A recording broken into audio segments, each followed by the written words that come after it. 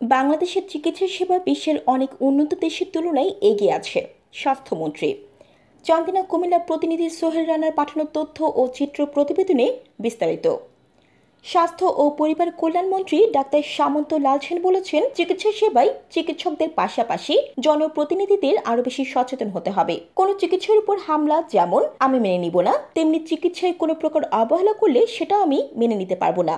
বুধবার 17 এপ্রিল বিকেলে কুমিল্লার চান্দিনা উপজেলা স্বাস্থ্য কমপ্লেক্স পরিদর্শন শেষে চিকিৎসকদের নিয়ে আলোচনা সভায় প্রধান অতিথির বক্তৃতায় তিনি এসব কথা বলেন।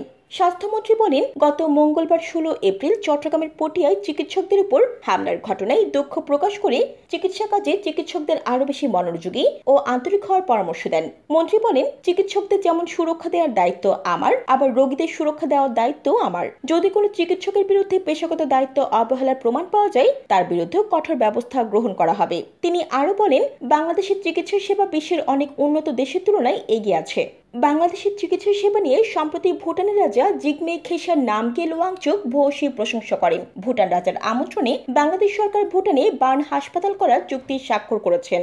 সামাজিক যোগাযোগ মাধ্যমে আলোচিত করোনার টিকা নেওয়ার পর পার্শ্ব প্রতিক্রিয়া হিসেবে চর্মরোগ দেখা দিয়ে নিয়ে এক প্রশ্নের জবাবে তিনি বলেন, যে কোনো ড্রাগে অ্যালার্জি প্রতিক্রিয়া থাকতে পারে, তবে এই বিষয়টি আমি এখনো শুনিনি। আমি এখন পর্যন্ত শুনিনি, আমার কাছে এরকম কোনো খবর আসে নাই যে করোনা টিকা দিয়া যে কোনো ভ্যাকসিনের যে কোনো ড্রাগেই অ্যালার্জিক রিয়াকশন হইতে পারে, সেটা তো স্বাভাবিক। কিন্তু আমি এখনো শুনি নাই করোনা ইনজেকশন দিয়ে কোনো প্রতিক্রিয়া। শুনছেন? আমি একই উত্তরে বঙ্গবন্ধু শেখ মুজিব মেডিকেল বিশ্ববিদ্যালয়ের সাবেক উপাচার্য বীর মুক্তিযোদ্ধা অধ্যাপক ডাক্তার প্রাণ গোপাল দত্ত এমপি বলেন, বিশ্ব স্বাস্থ্য সংস্থার করোনার প্রধান মুখপাত্র প্রফেসর ফলস তার গবেষণায় এখনো এমন কোনো তথ্য উঠে আসেনি, তবে এমনও হতে পারে করোনার পার্শ্ব প্রতিক্রিয়াগুলো এখন দেখা দিচ্ছে।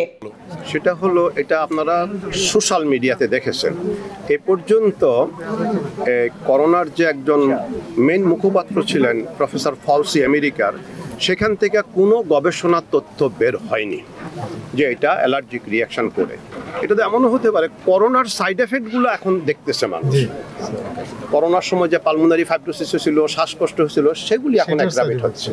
এর আগে বিকেল 3:30টায় চান্দিনার মাথাইয়া ইউনিয়নের সোনাপুর কমিউনিটি ক্লিনিক উদ্বোধন করেন স্বাস্থ্যমন্ত্রী। এই সময় উপস্থিত ছিলেন স্বাস্থ্য অধিদপ্তরের মহাপরিচালক ডাক্তার আবুল বাশার মাহমুদ খুরশিদ আলম, স্বাস্থ্যমন্ত্রীর একান্ত সচিব কমল কুমার ঘোষ, ব্রিগেডিয়ার জেনারেল সারোয়ার হোসেন, কুমিল্লা জেলা প্রশাসক খন্দকার মোহাম্মদ মুশফিকুর রহমান, জেলা পুলিশ সুপার আব্দুল মান্নান, জেলা civil surgeon doctor Nasima Akhter, Chandina উপজেলা পরিষদ চেয়ারম্যান বীর মুক্তিযোদ্ধা তপন বক্সি, উপজেলা নির্বাহী অফিসার ইউএনও জাবের মোহাম্মদ সোয়াইব, পৌর মেয়র শওকত হোসেন ভুইয়া, উপজেলা স্বাস্থ্য কর্মকর্তা ডাক্তার আরিফুর রহমান, সহকারী পুলিশ সুপার এনায়েত কবির শোয়েব, থানা officer in-charge OC Ahmad Sanjur Morshed প্রমুখ।